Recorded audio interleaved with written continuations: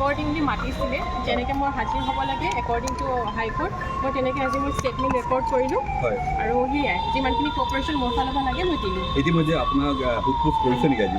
অঁ ষ্টেটমেণ্ট যিমানখিনি দিব লাগে মই দিছোঁ।